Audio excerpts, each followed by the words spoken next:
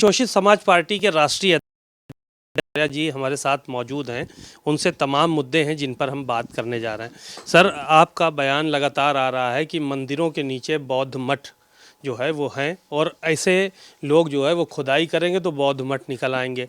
अभी आपने कहा कि अयोध्या राम मंदिर के नीचे भी बौद्ध मठ है। ये कहाँ से पता चल रहा है कि राम मंदिर के नीचे बौद्ध मठ आ गया आपको? देखिए, आप ये जानते हैं कि अयोध्या की पुरातत्व विभाग द्वारा 3 बार खुदाई हुई। तीनों बार की खुदाई में जो अवशेष मिले थे वो बुद्ध और बुद्धकालीन मिले थे। तो जब अवशेष ही बुद्धकालीन मिले, क्या माना जाएगा? और यही नहीं, अभी अभी गंगा एक्सप्रेसवे बन रहा है। एक्सप्रेस वे बनने के लिए जो मिट्टी की खुदाई करके मिट्टी लाई जा रही थी, वहां भी बुद्ध की मूर्तियां मिली। आपके इलाहाबाद में सीतामढ़ी घाट पर एक घाट से दूसरे घाट को पक्का करने के लिए, पक्की सड़क बनाने के लिए जेसीबी से खुदाई हो रही थी। वहां भी दसियों कुंतल की एक भारी भरकम बुद्ध की मूर्ति मिली। और जब जहां भी पुरातत्व विभाग अभी तक अवशेष खुदाई करता है, क्या कारण है कि बुद्ध और बुद्धकालीन अवशेष ही मिलते हैं। और आपको मालूम होना चाहिए, सम्राट अशोक ने 84,000 बौद्ध स्तूप बनवाए थे। कहां चले गए वो बौद्ध स्तूप तोड़ करके लोगों ने मंदिर बनाए। तो इसीलिए मैं कहता हूं कि भाजपा और भाजपा से संबंधित जितनी पार्टियां हैं, सहयोगी दल, भाजपा, आरएसएस, हिंदू महासभा आदि आदि, इन सबको नई परंपरा की शुरुआत नहीं करनी चाहिए। अगर ये मस्जिद में मंदिर खोजने का सिलसिला चालू रखेंगे तो आगे वाले दिनों में लोग मंदिरों में बौद्ध मठ भी खोजना शुरू कर देंगे। इसको नकारा नहीं जा सकता। ऐतिहासिक साक्ष्य के साथ हमने एक बार इसको प्रस्तुत भी किया था कि बद्रीनाथ, केदारनाथ, जगन्नाथपुरी, रामेश्वरम, ये सब कभी बौद्ध मठ थे। हमने तो कुछ का उदाहरण दिया था, क्योंकि हम गड़े मुर्दे उखाड़ने में यकीन नहीं करते। हम इतिहास कुरेदने में यकीन नहीं करते। हम चाहते हैं कि 15 अगस्त 1947 के दिन जो देश की धार्मिक स्थलों की यथास्थिति रही है, उसको उसी रूप में हमें स्वीकार करना चाहिए। तो आप ये मानते हैं कि अयोध्या का मंदिर, रामेश्वरम, बद्रीनाथ, केदारनाथ, ये सब बौद्ध मठ थे, ये सब तोड़े गए हैं किसी टाइम में? हमने ऐतिहासिक साक्ष्य के साथ कहा था। अयोध्या के विषय में भी मैंने कहा था कि 3 बार पुरातत्व विभाग द्वारा खुदाई में तीनों बार बुद्ध और बुद्धकालीन अवशेष मिले। माननीय सर्वोच्च न्यायालय के आदेश से वो बना, उसका हम सब स्वागत करते हैं। और इसीलिए हम चाहते हैं कि अतीत में क्या था उसको यथावत रहने दिया जाए, अन्यथा ये नई परंपरा चलेगी तो भाईचारा, आपसी सौहार्द, अमन चैन सब खत्म होगा। कई मंदिरों में खोजा जा रहा है, अब तो देख रहे हैं आप, तो कोर्ट बाकायदा जो है वो सर्वे का आदेश दे रहा है कि यहाँ सर्वे करिए, बदायूं में करिए, संभल में करिए, यहाँ करिए। इस तरह की चीज़ें तो एक सार्वजनिक हो गई हैं। अभी अभी माननीय इलाहाबाद हाई कोर्ट के एक जज साहब के बयान को माननीय सर्वोच्च न्यायालय ने संज्ञान लिया। जब न्यायमूर्ति जैसे महत्वपूर्ण पदों पर बैठे हुए लोग की भाषा असंयमित निकलेगी, सांप्रदायिक निकलेगी, धर्म जाति विशेष से प्रेरित होकर के बात रखी जाएगी, तो उनसे हम न्याय की उम्मीद कैसे कर सकते हैं? और इसीलिए उनके पूरे भाषण का रिकॉर्ड माननीय सर्वोच्च न्यायालय ने संज्ञान लेते हुए मांगा है। तो इसीलिए मैं कहना चाहता हूं कि हमें सांप्रदायिक सद्भाव बनाए रखना चाहिए। सांप्रदायिक सौहार्द तोड़ने के लिए कोई भी घिनौना हथकंडा नहीं अपनाना चाहिए, जो भारतीय जनता पार्टी अपना रही है।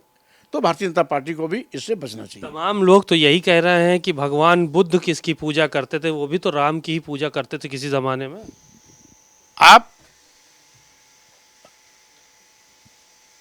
को ये मालूम होना चाहिए कि बुद्ध खुद एक धर्म के संस्थापक थे। वो राम और कृष्ण में यकीन नहीं करते थे। बौद्ध धर्म उनके ही विचारों पर चलता है। हजारों साल तक बौद्धों का शासन था। इसलिए इतिहास की गहराइयों में हम नहीं जाना चाहते, क्योंकि इतिहास को लेंगे तो बात आगे बढ़ेगी। इसीलिए मैं केवल इतना ही कहना चाहता हूं कि मस्जिद में मंदिर खोजना लोग बंद कर दें, अन्यथा मंदिरों में भी लोग बौद्ध मठ खोजना शुरू करेंगे। और ये हिदायत आरएसएस प्रमुख मोहन भागवत जी ने एक बार कहा कि लोगों को हर मस्जिद में मंदिर खोजने से बचना चाहिए। तो इसलिए उन्होंने बहुत कुछ सोचा होगा दूर का, तब ये बयान दिया होगा।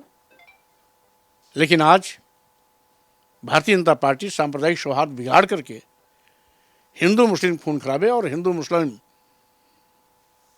मुद्दे उछालकर मस्जिद में मंदिर खोजने का नाटक कर समाज को बांटने की कोशिश कर रही है, जो बहुत ही निंदनीय है।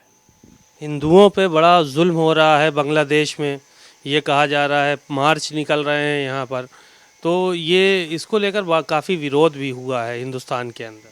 देखिए, बांग्लादेश की पैदाइश ही हमारे देश की पूर्व प्रधानमंत्री इंदिरा गांधी के नाते हुआ था। मित्र देश के रूप में उसकी भूमिका भी रही है। सत्ता पलट के बाद जिस तरीके से वहां पर अल्पसंख्यक हिंदुओं और बौद्धों पर कहर बर्पा किया जा रहा है, वो अत्यंत दुखद है, निंदनीय भी है।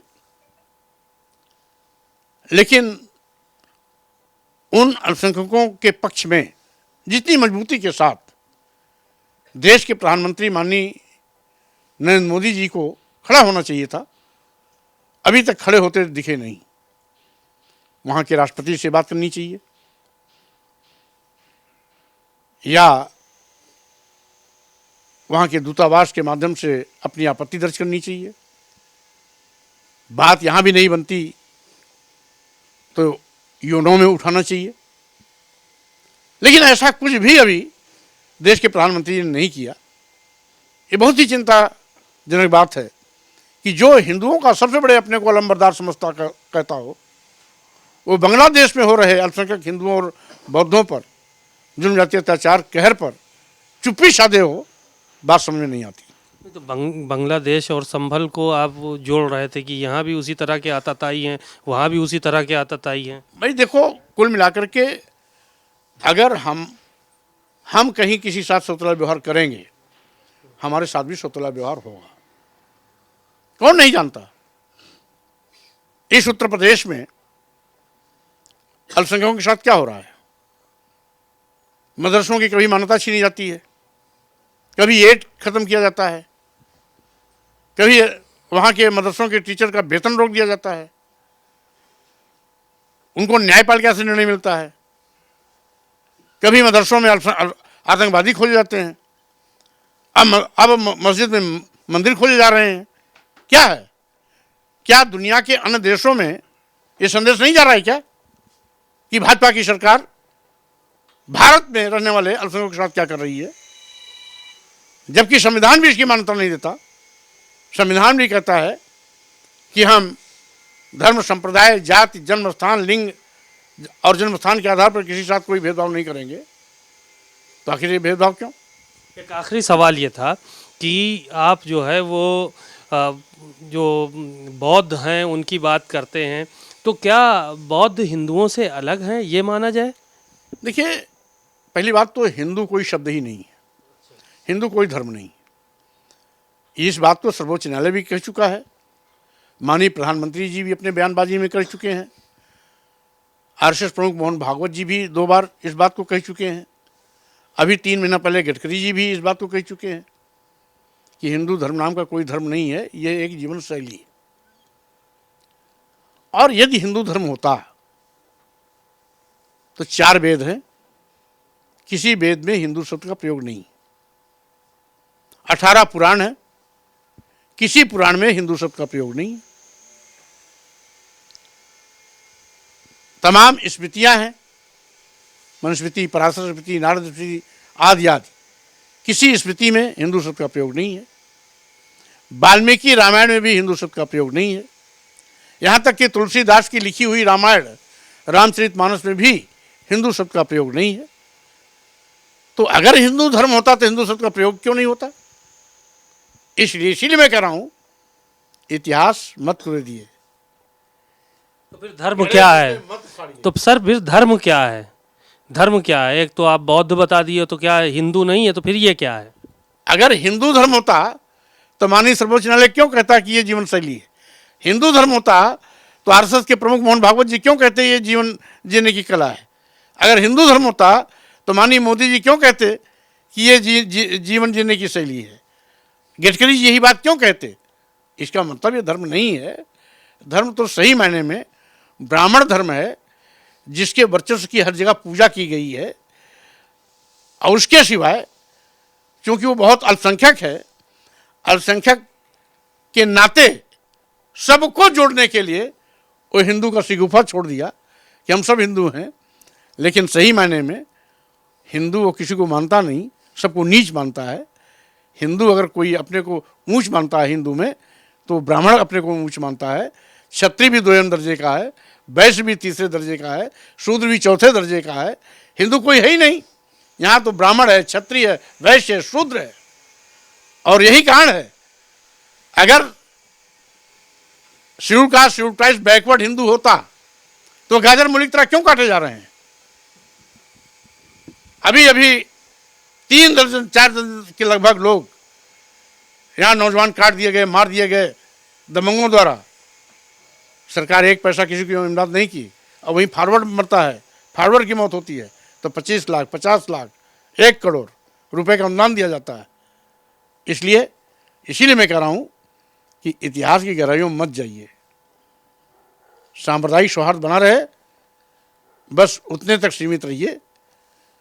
और अगर हम हिंदू होते तो हमें नीच नहीं कहा जाता, शूद्र नहीं कहा जा सकता, हमें गुलामी के लिए मजबूर नहीं किया जा सकता। ये तो भारतीय संविधान की का दुहाई है, संविधान निर्माताओं को श्रेय जाता है कि उन्होंने सबको सम्मान और स्वाभिमान की जिंदगी संविधान के माध्यम से जीने का अवसर दिया है। चलिए, शुक्रिया। स्वामी प्रसाद मौर्य जी तमाम बातों को साफ तौर पर कह रहे थे, और उन्होंने बहुत ही जिक्र किया है तमाम मंदिरों को लेकर कि वो कभी न कभी बौद्ध मठ थे, बौद्ध स्तूप थे, जो कि तोड़कर मंदिर में तब्दील किए गए हैं। उसमें से राम मंदिर भी शामिल है। कैमरामैन शुभम के साथ सीमा अब नकवी, भारत समाचार, लखनऊ।